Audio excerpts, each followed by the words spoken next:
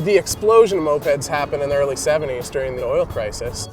You're not a motorcycle, you're not a scooter, you're not a bicycle. You're kind of in this weird gray area. You feel like an outlaw. It's pure terror mixed with pure exhilaration at the same time. Sometimes you don't know if your brakes are gonna work. There's just like a funny joke, and it always makes me happy. Oh, it's just amazing. It's the best, it's like freedom. You're like, this is it. I go anywhere. You can't, but you feel like you can.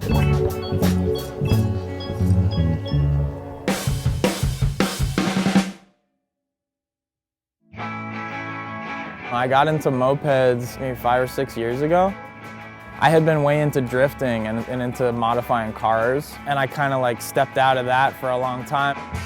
I didn't have a car, I didn't have any motor, like any motor vehicle in my life. I was just skateboarding and riding bicycles. I was like, I need something to kind of start cruising back around on. Me and my good friend, we bought mopeds on the same day. $400 or whatever, and that was it. I feel like you're always in a box of some sort. You're at home, you're surrounded by all these walls, you're in your car. On a moped, everything's louder and the wind's in your face, almost like a high, you know? Like you're taking it all in, you're using all your senses. It's awesome.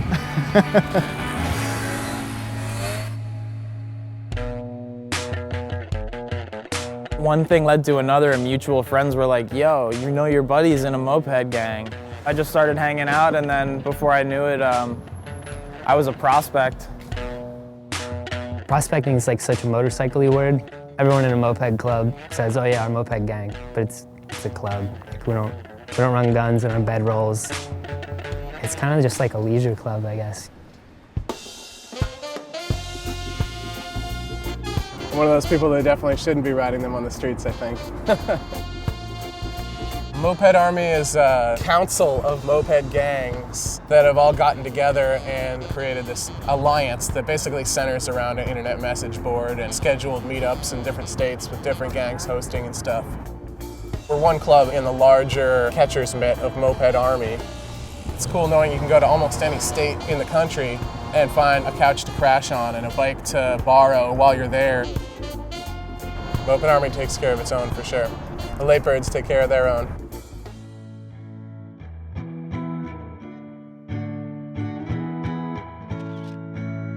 This is the kind of stuff that I enjoy doing on a moped, you know, exploring and finding little places in LA that, you know, not too many people get to see.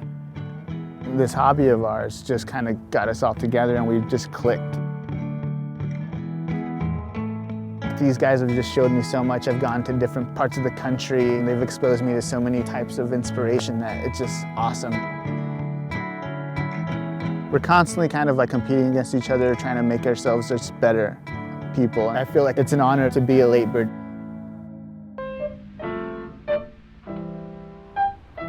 I have never had a group of friends as solid as I have with the Latebirds. We can tell each other stuff that most dudes wouldn't tell each other.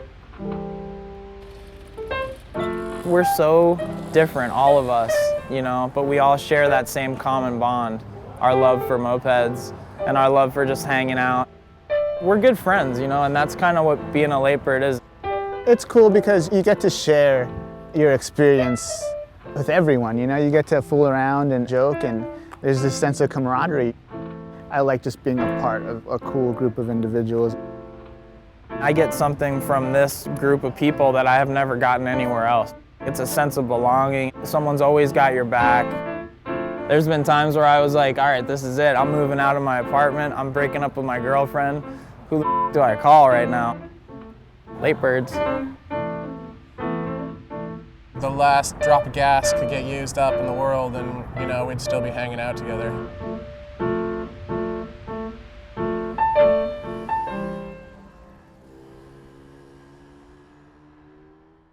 SoulPancake, subscribe!